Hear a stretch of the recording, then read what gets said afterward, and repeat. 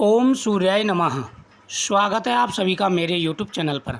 आज मैं आपको रविवार की भगवान सूर्यदेव की बहुत ही सुंदर कथा सुनाने वाला हूँ।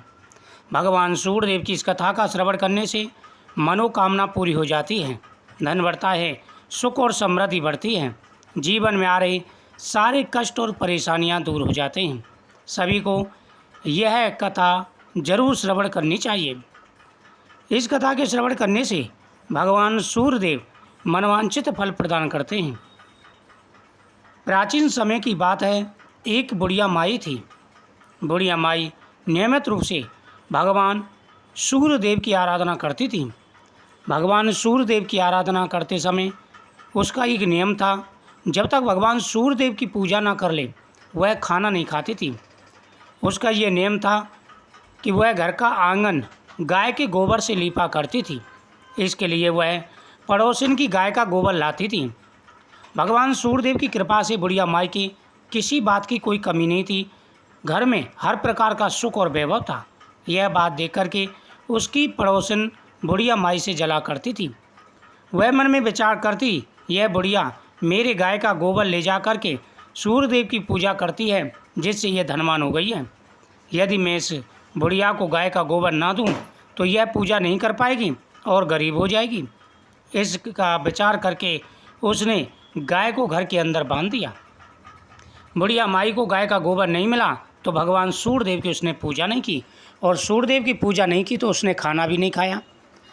ऐसे उसे 7 दिन व्यतीत हो गए बिना कुछ खाए पिए। भगवान सूर्यदेव ने विचार किया, यदि इस प्रकार बुढ़िया माई रही तो इसके प्राणों पर संकट आ जाएगा। इसलिए उन्होंने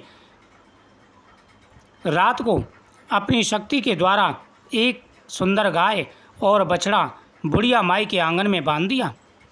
बुढ़िया माई सुबह उठी, गाय को देख कर के प्रसन्नता का कोई ठिकाना नहीं रहा। वह जल्दी से स्नान करने चली गई। तभी पड़ोस ने आकर के देखा कि बुढ़िया के यहाँ पर तो गाय बंधी हुई है और नीचे बछड़ा भी है। तभी गाय ने सोने का गोबर किया।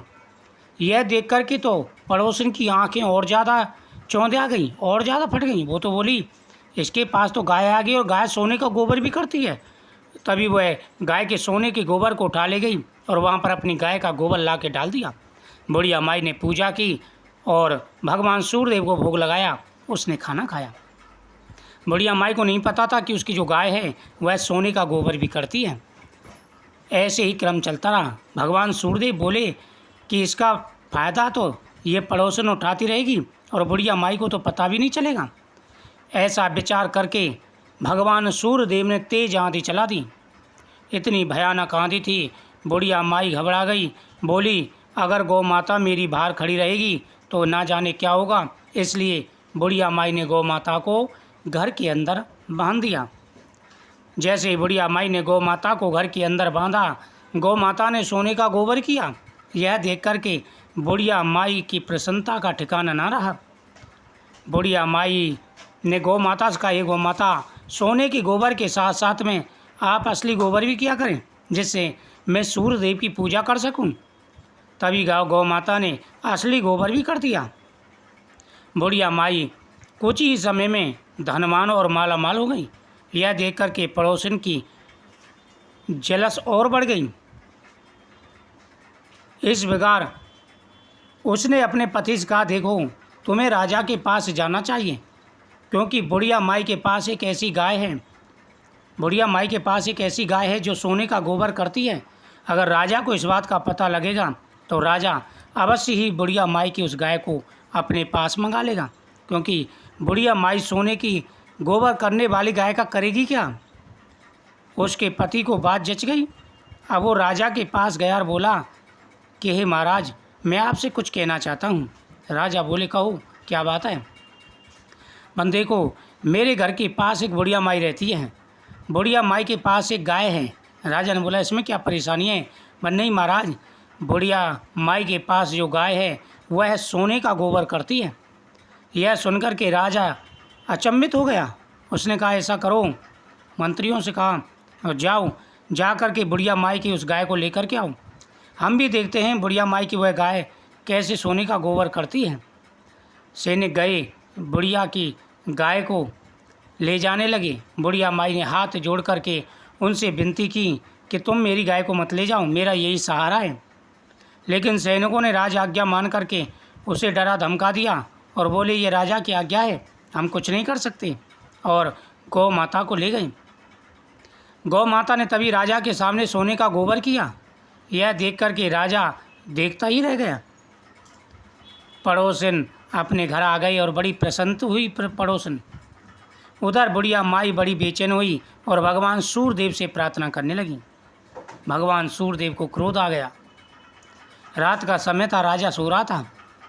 तभी भगवान सूर्यदेव उसके स्वप्न में आए और बोले, हे राजन, ये तुमने क्या किया? किसी दूसरे का धन जबरदस्ती लेना ठीक बात नहीं होती है। इससे कुल का नाश हो जाता है, अपयश होता है, कलंक मिलता है, और तुमने बुढ़िया माई की गाय ली है जो कि मेरी दी हुई है। राजन, सुबह होते ही बुढ़िया माई से क्षमा याचना करना और गाय को तुरंत वापस कर देना। अगर तूने ऐसा नहीं किया तो इसका परिणाम भुगतने के लिए तैयार रहना। तेरा राज्य नष्ट हो जाएगा, सब कुछ नष्ट हो जाएगा, तू गरीब हो जाएगा। सुबह जैसे उसकी आंखें खुलीं, राजा डर के मारे कांपने लगा। राज दरबार में गया, सभी मंत्रियों को बुलाया और बोले कि देखो, आज मुझे ऐसा स्वप्न आया है, अब मुझे क्या करना चाहिए? सभी बोले, हे राजन, स्वयं सूर्यदेव ने आकर के तुम्हें दर्शन दिए हैं और चेतावनी दी है, तो तुम्हें बुढ़िया माई को बुला करके क्षमा याचना मांगनी चाहिए। अगर सूर्यदेव नाराज हो गए, क्रोधित हो गए, तो उसका बड़ा भयंकर परिणाम आपको भुगतना पड़ सकता है। इसलिए जो सूर्यदेव भगवान ने कहा है उसे आप मानिए और बुढ़िया माई की गाय तुरंत वापस कर दीजिए। राजा ने तुरंत बुढ़िया माई को बुलाया और बुढ़िया माई से क्षमा याचना की और बोले कि हे बुढ़िया माई, मैं आपसे क्षमा याचना करता हूँ।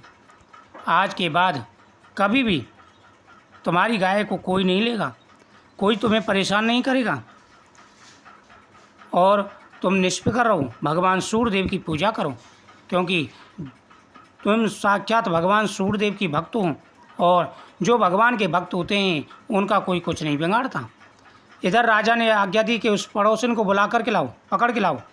पड़ोसन को पकड़ के जेल में डाल दिया गया। जैसी करनी वैसा फल। तो भगवान सूर्यदेव प्रसन्न होकर के मनवांछित फल प्रदान करते हैं। इस कथा के श्रवण करने से व्यापार अच्छा चलता है और जीवन में कभी कोई परेशानी नहीं आती। सभी को इस कथा का श्रवण अवश्य करना चाहिए। साथ ही प्रतिदिन सूर्यदेव को अर्घ्य देना चाहिए। इससे सूर्य नारायण प्रसन्न होते हैं और मनवांछित फल की प्राप्ति होती है। ओम सूर्याय नमः, ओम भास्कराय नमः, ओम आदित्याय नमः।